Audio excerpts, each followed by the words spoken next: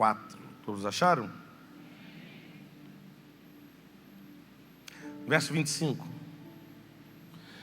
E tornou Adão a conhecer a sua mulher, e ela teve um filho, e chamou o seu nome Sete, porque disse ela: Deus me deu outra semente no lugar de Abel, porque Caim o matou. E a Sete mesmo também nasceu um filho, e chamou o seu nome Enos. Repete comigo, Enos.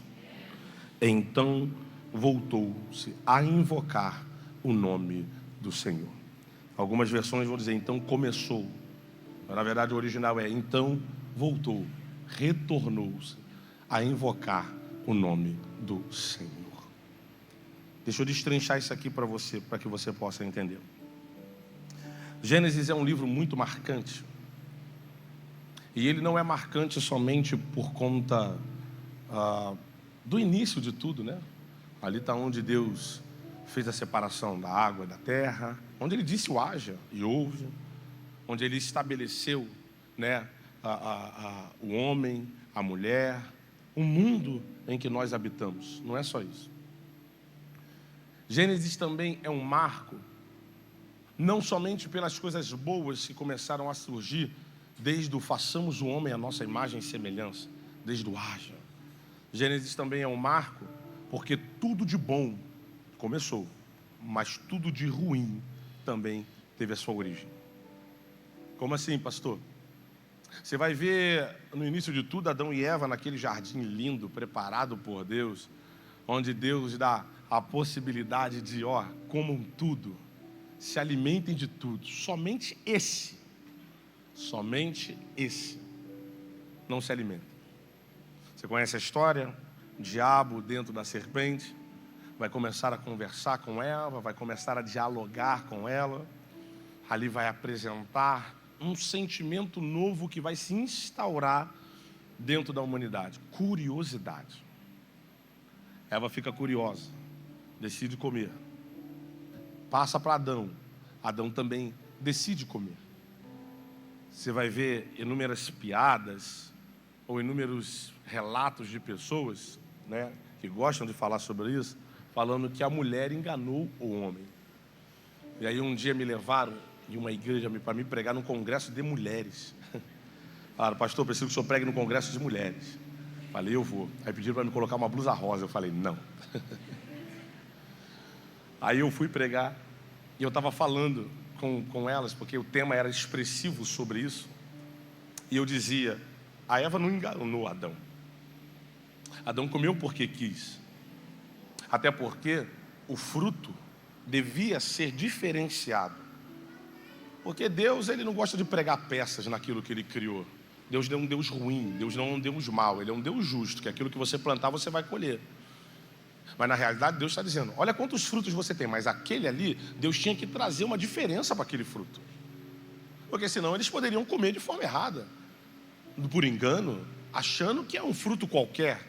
Então, a teologia não diz, a Bíblia não diz, mas aquele fruto ele deveria ser diferenciado. Pelo formato, pela cor, pelo tamanho, não se sabe.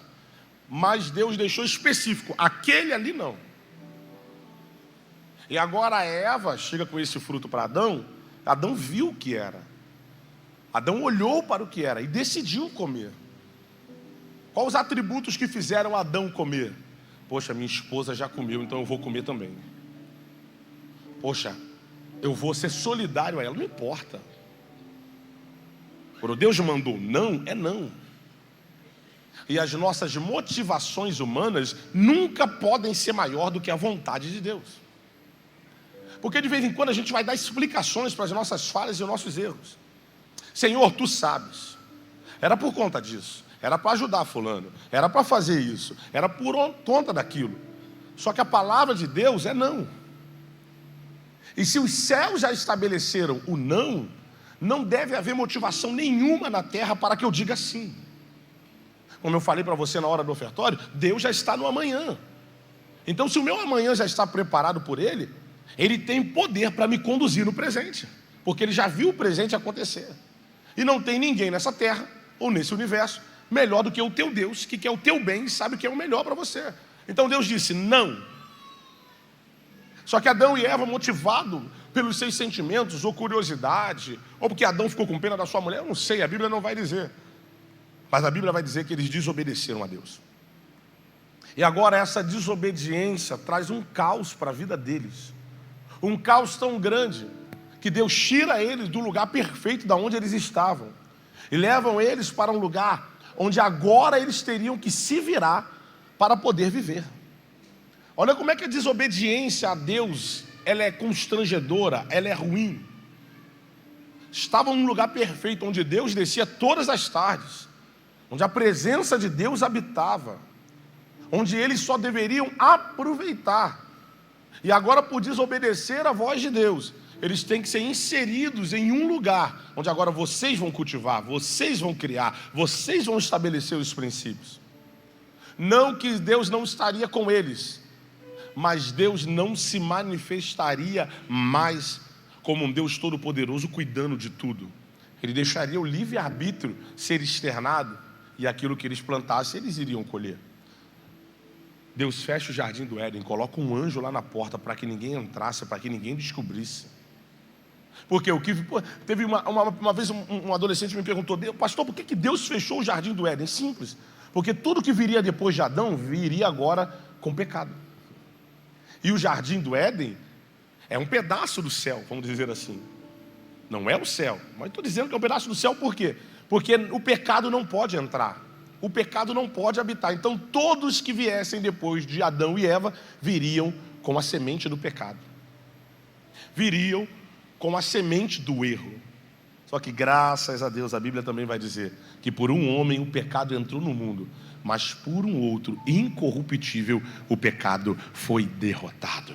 Diga para quem está do seu lado: pecado não tem poder sobre a sua vida. Não, ainda está. O pecado não tem poder sobre a sua vida. Não tem poder sobre a sua história. Não tem. Só que agora escute isso. Olha a sentença, uma das sentenças que Deus deu a Eva. Não foi só ela que teve a sentença, mas a sentença que Deus deu a Eva: você vai gerar, e através da dor. E agora a Eva gera. Ela conhece Adão. A vida humana, de uma forma meio mais expressa, começa. E agora ela tem filhos. Os dois principais, Caim e Abel. Você conhece essa história? Eles crescem debaixo do mesmo lar, debaixo da mesma instrução, pelo mesmo pai, pela mesma mãe, no mesmo mundo. Só que a Bíblia vai dizer que ambos são diferentes. Quem é Abel? Abel é alguém que tem um coração aberto, solícito. Abel é alguém que entrega tudo, não só com a mão, mas com o coração, com o viver. E isso é tão expressivo que a Bíblia vai dizer que quando ele vai ofertar a Deus, Deus olha para o coração dele e aprova a sua oferta. Então Deus está olhando para o coração de Abel e está vendo: as atitudes dele são boas, os pensamentos dele são para o bem. Abel tem uma forma de viver que agrada a Deus, que Deus olha para ele e fala: tem erro, pode ter falhas, mas é alguém que está buscando talvez a regeneração sempre, para que possa ser amadurecido por aquilo que os pais dele ensinaram. E por mais que exista uma teologia dizendo que Adão e Eva não ensinou seus filhos, a Bíblia nos prova totalmente ao contrário, porque eles estão indo sacrificar a Deus. Então ali tem um ensinamento do pai e da mãe, ali tem um ensinamento de quem viu a presença de Deus todos os dias, e que por mais que agora Deus não desse para falar com eles, o sentimento, as experiências que eles tiveram foram tão suficientes que eles colocaram a casa deles diante de Deus. Então eu fico imaginando um Adão e Eva ensinando teus filhos desde pequeno: olha como é que se sacrifica, nós estamos sacrificando. Olha como é que se faz, nós estamos fazendo. Não ensinando só da forma falada, mas também ensinando na forma como exemplo, aplicada, direcionada. E agora você está vendo que eles aprenderam e eles estão fazendo. Só que a motivação de um é diferente de outra. Enquanto Abel tem um coração aberto, solícito, um coração bom e quer agradar a Deus, Caim é totalmente diferente. Pastor, Caim é maligno. No início, não. Caim, ele também foi ensinado. Caim também está liberando uma oferta. Só que o coração de Caim não está em Deus. Por quê, pastor? Ele está em pecado, né? Caim é um cara ruim. Não. Às vezes, irmão, escute isso. Às vezes, Caim está tão apegado aos afazeres do dia a dia que ele está esquecendo que a prioridade da vida dele tem que ser Deus. Às vezes, Caim está preocupado tanto com o que está acontecendo no mundo e as motivações dele estão se perdendo dia após dia e ele não está percebendo. E eu trago para você, trazendo para os dias de hoje, que nós fazemos a mesma coisa que Caim. Quantas vezes nós vamos entregar a Deus e a nossa motivação é outra? Quantas vezes a nossa prioridade não é entregar a Deus aquilo que há de melhor? E a entrega a Deus não tem nada a ver com dízimo, não tem nada a ver com oferta, tem a ver com a sua vida. Tem a ver com o seu tempo, tem a ver com a sua forma de pensar, com a sua forma de falar, com a sua forma de agir. Tem a ver como você cuida da tua casa, cuida da tua família. Tem a ver como você cuida dos teus. Porque parece, irmão, escute isso, parece que servir a Deus é só fazer, é só vir para a igreja, orar, ler a Bíblia e fazer a minha manutenção espiritual. Não. Eu preciso entender que tudo que está nas minhas mãos foi Deus que me deu. E eu preciso ser o homem que Deus ensina pela palavra de Deus a ser. Então eu tenho que ser o servo que a Bíblia ensina, eu tenho que ser o pai que a Bíblia ensina, eu tenho que ser o marido que a Bíblia ensina, eu tenho que ser o filho que a Bíblia ensina, eu preciso ser o cidadão que a Bíblia ensina. Porque eu não posso deixar Deus atuar só numa área da minha vida. Eu sou pastor, você não convive comigo 24 horas, então é fácil ser alguém que seja espelho para você aqui. Mas é na minha casa que as coisas são reveladas. Porque é a minha pastora Michele que fica 24 horas comigo, é minhas filhas que estão comigo todos os dias, vendo se realmente aquilo que eu sou no altar, eu sou dentro de casa. E olha para você ver como a Bíblia, ela é tão pungente nisso, que a palavra de Deus em 1 Timóteo capítulo 5, verso 8, vai trazer um versículo que é o que mais me causa medo na Bíblia.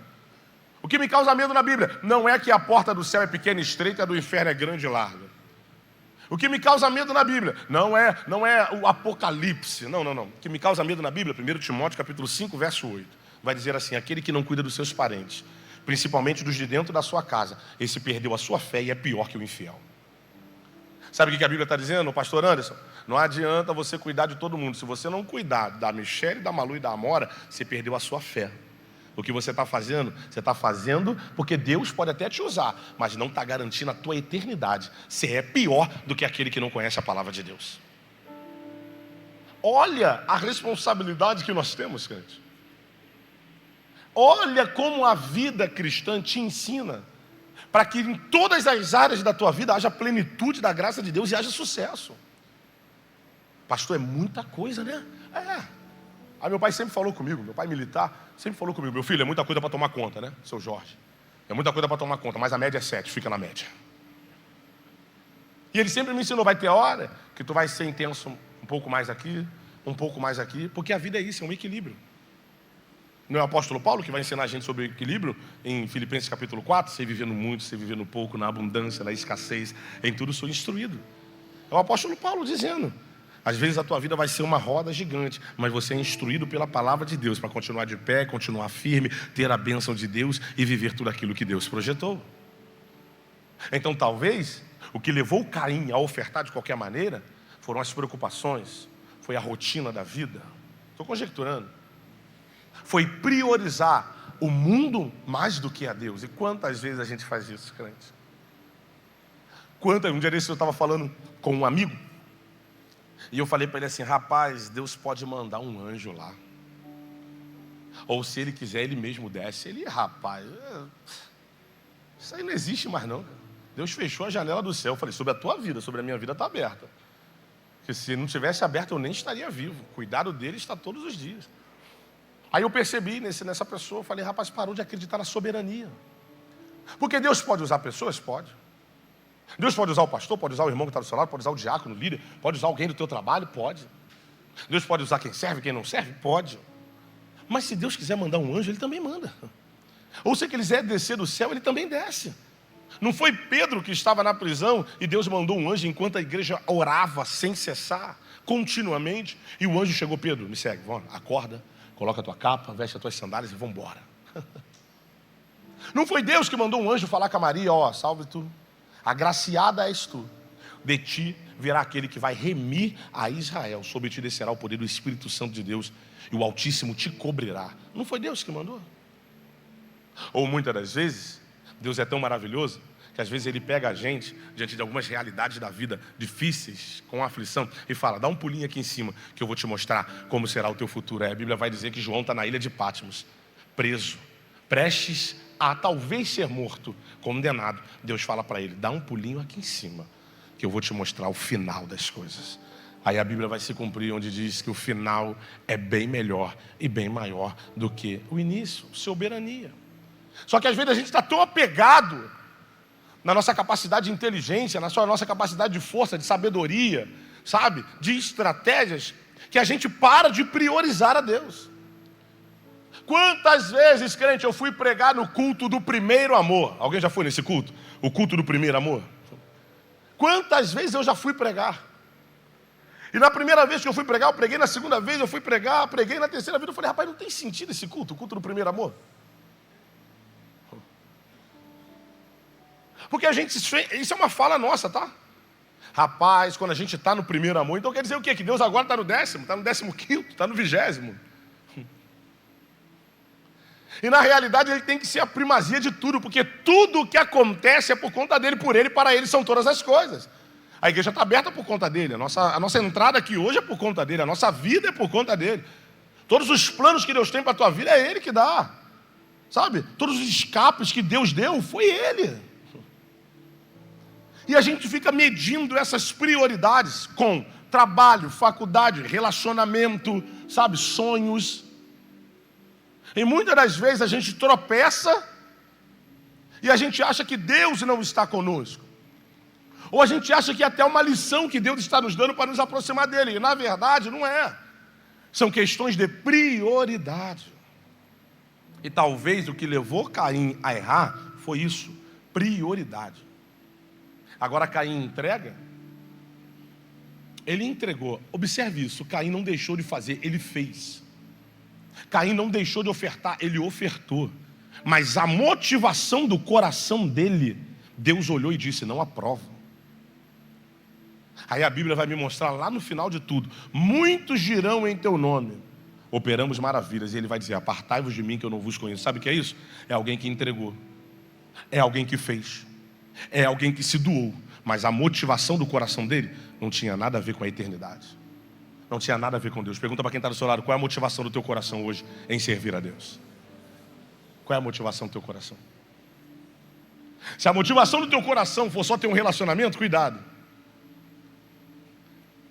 Eu conheço casais, escute isso, homens e mulheres, que a motivação deles em estar na casa do Senhor era ter um relacionamento. Aí o relacionamento veio, só não foi direcionado por Deus. Que isso, pastor? Porque o que direciona a nossa vida a Deus ou aos propósitos dele é a intimidade que a gente pode ter com Ele. É uma vida de oração, é uma vida de entrega, é uma vida de 100% estar com Ele. Igreja não te leva para o céu, o que te leva para o céu é Jesus Cristo. Eu posso estar aqui servindo 20 anos a casa do Senhor e no final ir para o inferno. Judas andou com Jesus, o verbo que se fez carne, e olha o final dele. E Pedro só não teve o mesmo final porque se arrependeu.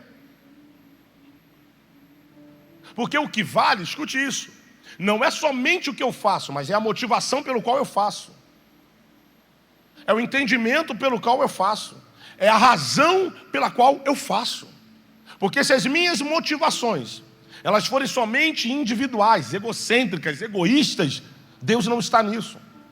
Mas se as minhas motivações estão diante da vontade dEle, você pode ter certeza que tudo aquilo que tu fizer prosperará. Será abençoado. Caim entrega. Aí a Bíblia vai dizer: então Deus olha para o coração de Caim e rejeita. E aí rejeita a sua oferta. Escute isso, irmão. Olha como é que a Bíblia é maravilhosa e explicativa. Nesse momento que Deus não aceita a oferta de Caim, um novo sentimento é iniciado na humanidade: a inveja.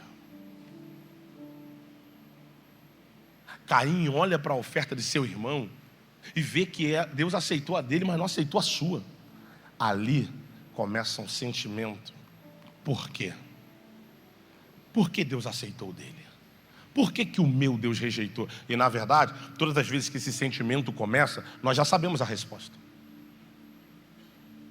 Só que a gente quer colocar as nossas deficiências, ou as nossas incapacidades, em cima das nossas desculpas. Caim sabe que ele não entregou como seus pais ensinaram a entregar. Caim sabe que a motivação do coração dele não era boa, porque nós sabemos, irmãos, quando nós fazemos sem direcionamento de Deus, nós contamos com a sorte. Deus, tu sabes, Deus se faz presente. Quantas vezes eu vi homens e mulheres tomarem decisões não pautadas naquilo que Deus queria ou que Deus faria, mas pautada na vontade deles. E aí, quando o insucesso ou o fracasso chegou, eles começaram a culpar a todos que estavam ao seu redor, começaram a culpar a tudo que estava ao seu redor e começaram a culpar a Deus. Só que se Deus pudesse aparecer, Deus falaria: eu nunca estive contigo nisso, não foi isso que eu te ensinei, não foi isso que eu falei, não foi isso que eu pedi para você fazer. Você não orou para ver a resposta, ou se orou, não esperou a resposta chegar, você não jejuou, você não procurou alguém com um pouco mais de experiência do que você para tirar ali algumas dúvidas. Você tomou decisões pautadas naquilo que você achou que seria bom para a sua vida, no presente. Aí chegou o futuro, e o futuro veio a desgraça. E aí a gente começa o sentido da comparação. Deus fez na vida de fulano, Deus fez na vida de ciclano e na minha. E a gente começa a projetar a nossa vida diante daquilo que a sociedade é, não diante daquilo que a eternidade diz. Porque se eu tenho uma palavra sobre a minha vida, se eu tenho conhecimento sobre ela, e se eu aplico, a certeza do meu coração é que o resultado será a bênção de Deus sobre a minha vida. Você quer ver uma coisa? Entre parênteses aqui. Muitos de nós hoje, não a Devec Vilar dos Teres, estou falando de outros, muitos de nós são motivados agora por profecias. Alguém tem que liberar uma palavra sobre a sua vida. Você tem que ir atrás de uma resposta. Só que, irmãos, eu cresci na casa do Senhor e sempre fui amadurecido pela palavra. Eu amo quem libera uma profecia sobre a minha vida. Eu amo quem libera uma palavra. Mas se ninguém falar nada, eu tenho a palavra de Deus que me garante aquilo que eu vou viver.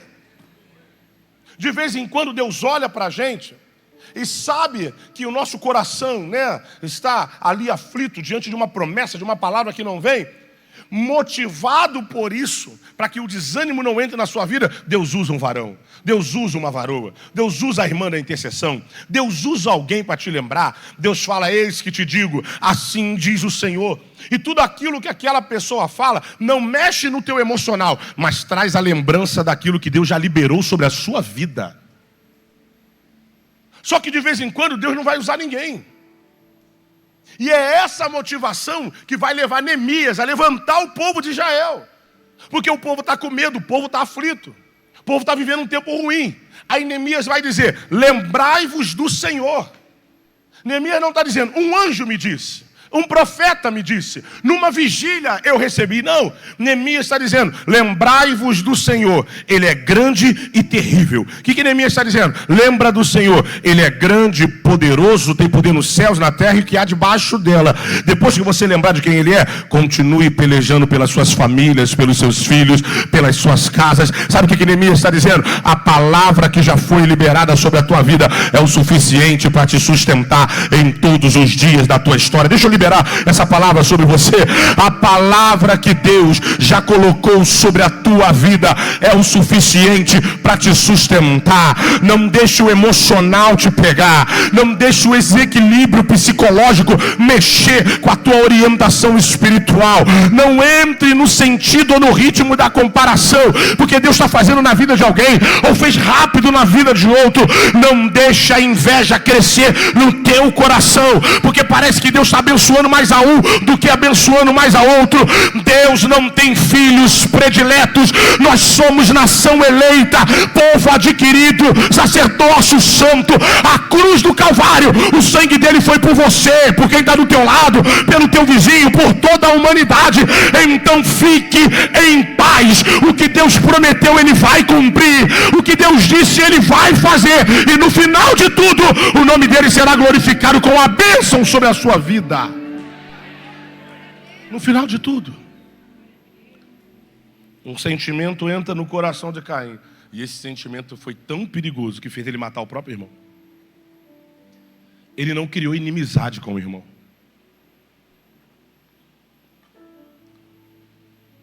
Ele não foi morar numa outra casa. Ele não disse, nesse Natal a gente não passa junto. Ele mata o próprio irmão. Olha como você fazer de qualquer jeito, ou não estar direcionado totalmente pelo Espírito Santo de Deus, pode fazer você chegar. Um abismo puxa o outro. Agora, Abel morre. Um outro sentimento é instaurado, iniciado e inaugurado. Que sentimento é esse? Uma mãe que perdeu um filho. Eva não sabia o que era isso. Um vazio que nunca mais é preenchido. Uma vez eu me lembro que eu falei assim para minha mãe, né, garoto. Falei, mãe, eu não posso perder a senhora não, eu vou morrer primeiro. Minha mãe, cala a boca, menino. Para de falar besteira. Eu preciso ir antes de você. Falei, por que, mãe? Não vou, como é que eu vou viver sem a senhora? Aí ela falou assim para mim, a família que Deus vai te dar vai suprir essa ausência. Você vai sentir saudade. Mas a família, os filhos que virão, a responsabilidade que chegará, vai suprir essa ausência. É um modelo natural da vida, mas se você se for, nada vai preencher o vazio que vai ficar. Aí eu falei com ela, mas mãe, tem Deus. Aí minha mãe é extraordinária, extraordinária. A minha mãe disse para mim, tem Deus. Mas lembra o que Jesus falou? Eu vou, mas vos deixo o Consolador. Não é aquele que vai tirar a dor, é o que vai consolar. A dor vai permanecer. Quando ela falou aquilo, confesso para você que eu falei, eu não entendi muito não. Mas os anos se passaram, a maturidade chegou e você começa a entender. Olha o sentimento que Eva está tendo agora. Meu filho morreu. Que vazio é esse que eu estou sentindo? O que é isso que está acontecendo? E o pior, um outro sentimento, porque ela perdeu 2 filhos. Ela perde um que morreu e o outro que teve que ir embora. Deus marcou Caim. Ele disse, ninguém vai tocar nele. Mas ele teve que ir embora. Olha o sentimento surgindo. Perdi um, o outro se foi. O sentimento de ódio também diante de alguns em relação a Caim sendo iniciado. Olha o conflito que essa casa está vivendo, de coisas que eles não aprenderam a viver. Começou ali. Você consegue se identificar? Não em perder um filho, não nesse sentido, mas em às vezes você está vivendo coisas que você nunca imaginou viver. Você está vivendo momentos na tua casa, na tua família, com teus filhos, com teu marido, no teu trabalho, na tua saúde, que você nunca pensou em viver. E é o início de algo na tua vida. Você escutou na vida dos outros, você escutou na casa dos outros, você leu no jornal, você viu no celular, mas de repente chegou na tua casa. E por mais que alguém já viveu e te passou a experiência, é você que está vivendo agora. E é você que tem que lidar com aquilo. Olha o que Eva e Adão estão passando. Alguém vai dizer, pastor, mas sabe o que é isso? É porque eles erraram no jardim do Éden. Pode ser. Consequência daquilo que eles viveram. Mas na realidade, nem grava isso na sua cabeça para você nunca julgar ninguém e nunca deixar ninguém te julgar. Nem todas as dificuldades que nós passamos têm a ver com aquilo que nós plantamos de errado. A Bíblia vai dizer, no mundo tereis aflições. Eu conheço gente que está doente e nunca plantou uma doença no seu viver. Eu conheço gente que teve problema no casamento e sempre foi um excelente marido, uma excelente esposa. Eu conheço gente que teve problema na sua vida financeira, na sua empresa, e sempre foi um excelente administrador. Porque no mundo tereis aflições. Existem lutas que acontecem que não tem nada a ver com os nossos pés vacilarem, ou com as nossas, ou o nosso errar no falar, ou o nosso errado em posicionar. Não. Tem a ver com as aflições do mundo. Mas graças a Deus, que em meio a essas aflições, Deus nos dá força para que nós venhamos a ser mais do que vencedores. Graças a Deus. Agora essa família está vivendo um ápice de dor, de solidão, de tristeza. Um filho morre, o outro vai embora, mas o outro que matou o outro. Olha o reboliço que está essa casa. Olha o caos que está essa casa. Talvez você está se identificando com isso. Pastor, a minha casa está um caos. Pastor, minha casa, não estou sabendo lidar com isso. A gente vai terminar. Aí a Bíblia vai dizer assim, ó. E então tornou Adão a conhecer a sua mulher. Sabe o que a Bíblia está dizendo? A vida continuou. Abel morreu. Caim foi embora. Mas Adão e Eva estavam ali. A vida tinha que continuar. A vida não podia parar. Então a Bíblia está dizendo, então, uma vez mais, Adão conheceu a sua mulher, se deitou com a sua mulher. Por quê? Porque a vida continua. Diga para quem está do seu lado, a vida continua. Existem processos, momentos tristes, momentos de dificuldade, que muitas das vezes a vida vai tentar fazer com que você e eu venhamos a parar. Aí eu lembro de Neemias, quando a luta chegou, a Bíblia vai dizer, então me assentei, parei, chorei e me lamentei por alguns dias, depois me levantei. Lembra do filho pródigo? O filho pródigo está vivendo o pior da vida dele por escolha dele. Aí ele mesmo vai dizer para si. Eu gosto dessas pessoas que falam sozinho. Quantas pessoas falam sozinho? Cadê você? Eu estou aqui com você também. Eu gosto dessas pessoas. Porque o filho pródigo não está falando com ninguém. O filho pródigo não está esperando ninguém. O filho pródigo está dizendo, eu levantar-me-ei e irei ter com meu pai. Eu gosto de Davi. Quando ele está vendo que está com um semblante caído, abatido, desestruturado, ele olha para ele mesmo e diz, por que está abatido a minha alma? Porque te perturbas dentro de mim. Espera em Deus, porque ainda eu o louvarei. Eu gosto quando Josué está triste, chorando, porque Moisés morreu. Olha o que a Deus vai dizer para Josué. Josué, meu servo Moisés é morto. Agora você anima-te, esforça-te, levanta a tua cabeça, enxuga as tuas lágrimas, porque assim como eu fui com Moisés, eu também serei contigo. Eu vim com uma palavra de alegria para liberar para o seu coração.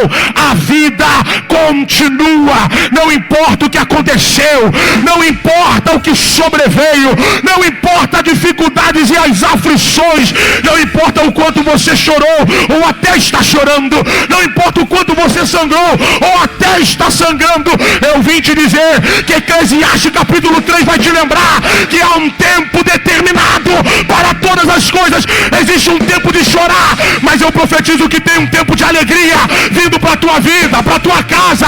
Existe um tempo de alegria vindo para os teus sonhos. Existe um tempo de alegria chegando para a tua família. A vida vai continuar. E aí você precisa decidir. Porque o tempo vai continuar. Você não tem como parar, você não tem como frear.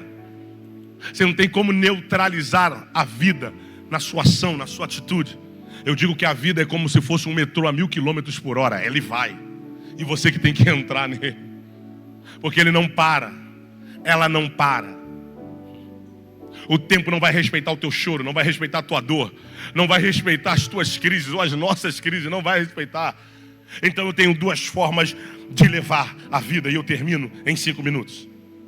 Ou eu continuo a vida, deixando as aflições do passado ou do presente me pararem e me projetarem para um lugar longe da presença de Deus ou longe dos propósitos de Deus, ou eu entendo, o meu Redentor, ele vive e uma hora ele vai se levantar ao meu respeito. Deixa eu profetizar sobre a tua vida. Deus vai te dar força, Deus vai te dar capacidade, Deus vai te dar resistência para tu aguentar os dias presentes. Mas também hoje, nessa manhã, Deus está tirando a bola de ferro do passado que está preso às tuas pernas. Deus está neutralizando a ferida, ou sarando a mesma do passado que estava impedindo de continuar a tua vida. E eu profetizo nesse primeiro domingo de março, a mão de Deus te alcançou, a mão de Deus está sobre a tua vida, e tudo aquilo que era impedimento vai ser destruído pela autoridade do nome de Jesus. Eu profetizo, essa semana tu vai avançar como nunca avançou. Essa semana tu vai andar como nunca andou. Essa semana tu vai agir como nunca agiu. Nessa semana haverá um acelerar de Deus, haverá uma impulsão de Deus, haverá uma projeção de Deus para todas as áreas da tua vida. Recebe essa palavra. A tua vida profissional vai continuar. A tua vida familiar vai continuar. A tua vida sentimental vai continuar. A tua vida ministerial vai continuar. E se Satanás pensou que por conta das aflições iria te parar, a palavra de Deus para a tua vida é: continua, não para. Aquele que começou a boa obra, ele é fiel e justo para terminar.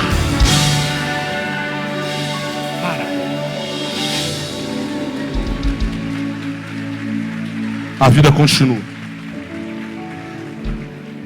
A vida de Adão e Eva continuou. Você acha que ela não estava triste porque um filho morreu, mas tinha que continuar? Você acha que ela não estava triste porque um filho matou o outro e teve que ir embora, mas tinha que continuar? No meio da continuidade da vida, entendendo que um propósito é maior do que tudo, a Bíblia vai dizer: então Eva gerou mais uma vez. Diga para quem está do seu lado: você vai gerar no tempo da aflição. Só que, escute, gerar no tempo da aflição incomoda, tá? Incomoda. Gerar no tempo da aflição incomoda. Incomoda muito. Porque as pessoas acham que no tempo da aflição tu tem que baixar a tua cabeça e sofrer. Só que a vida continua. Aí no tempo da aflição, tu tá indo trabalhar. No tempo da aflição, marido só o sangue, mas tu tá lá fazendo o papá dele. A esposa só Jesus, mas tu tá lá agindo com amor com ela. E as pessoas não entendem. Rapaz, olho por olho, dente por dente. No tempo da aflição, tu continua sendo uma boa mãe. No tempo da aflição, tu continua fazendo o papel de um bom pai.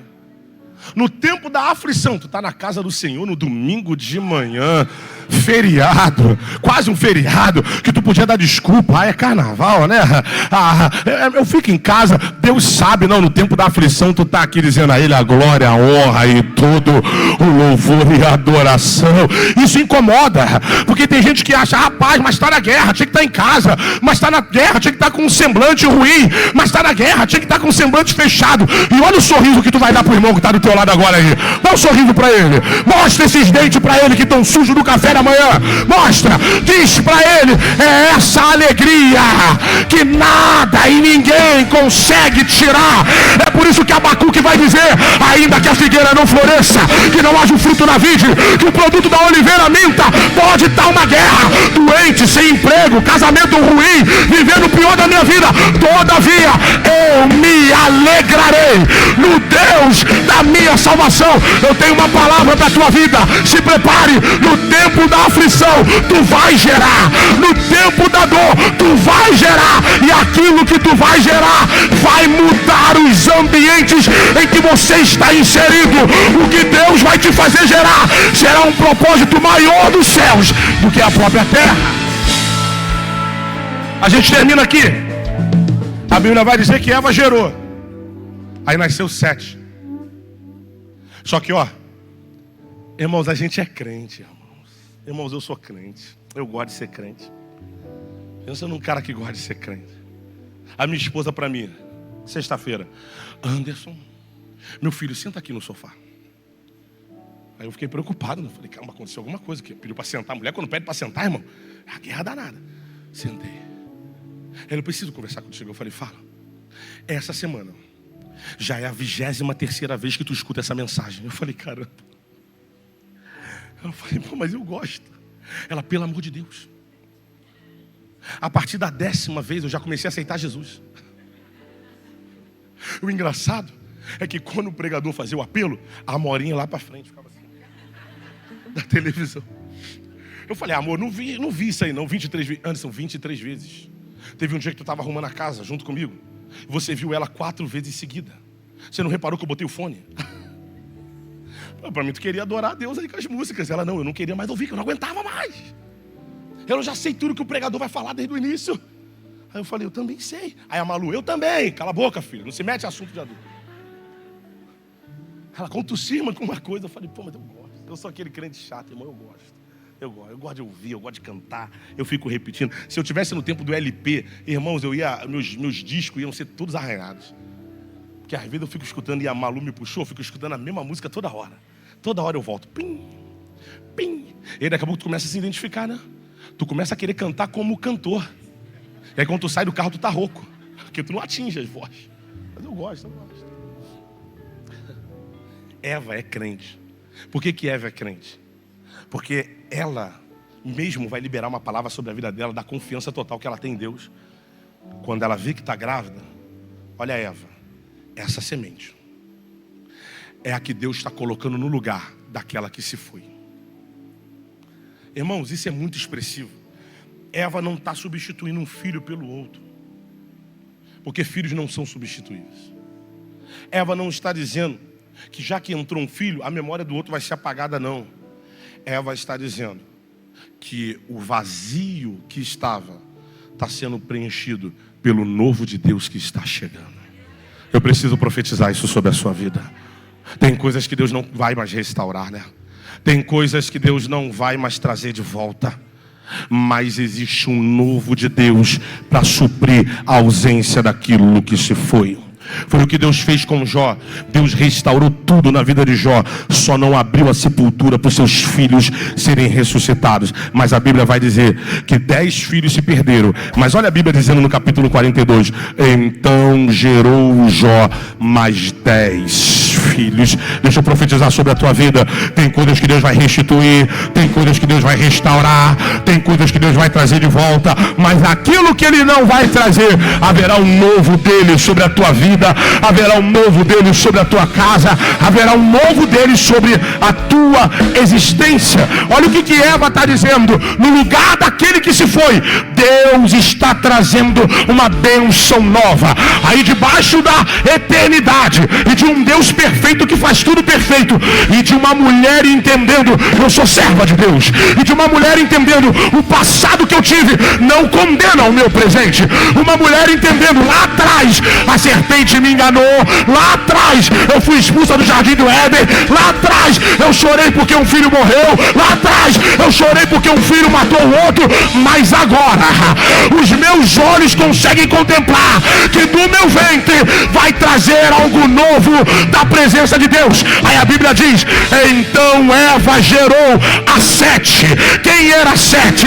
Pai de Enos. E quem foi Enos? Um jovem que entrou para a história, não por conta do seu nome, não por conta do seu tamanho, mas a Bíblia vai dizer que Enos era diferente. Por quê? Porque na geração de Enos voltou-se a invocar o nome do Senhor. Pastor, o que significa isso? É que antes de Enos as lutas estavam prevalecendo, o tempo de tristeza estava prevalecendo, eles até falavam com Deus, mas estavam debaixo de guerra. E agora que Enos foi gerado, Enos está dizendo: a alegria retornou, a paz retornou, a comunhão retornou, a intimidade retornou.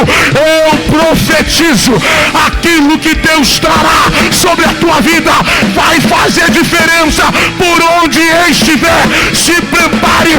Então na geração de Maria, então na geração de André, então na geração de Jaime, então na geração de Camila, então na geração de João, então na geração de Tiago, voltou-se a invocar o nome do Senhor. Eu profetizo todas as áreas da tua vida, todas as áreas da tua existência, a tua casa, a tua família, tua descendência, tua vida profissional, tua vida ministerial, aonde tu pisar a planta do pé será alcançado pela novidade que Deus trará do céu. Você recebe essa palavra? Você recebe essa palavra?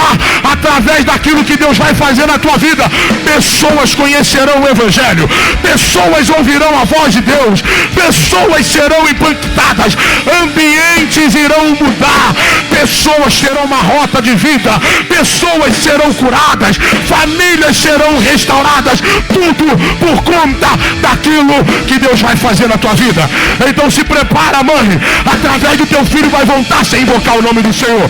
Se prepara, esposa, através do teu marido vai voltar-se a invocar o nome do Senhor. Se prepara, empresário, através do teu empreendimento vai voltar-se a invocar o nome do Senhor. Se prepare, através da cura e do milagre que Deus vai fazer sobre a tua vida, vai voltar a invocar o nome do Senhor, e a terra vai saber, a humanidade vai ter que ver, e o inimigo vai se envergonhar, porque aquilo que Deus vai fazer na tua vida será grande, será grande, será grande, será grande.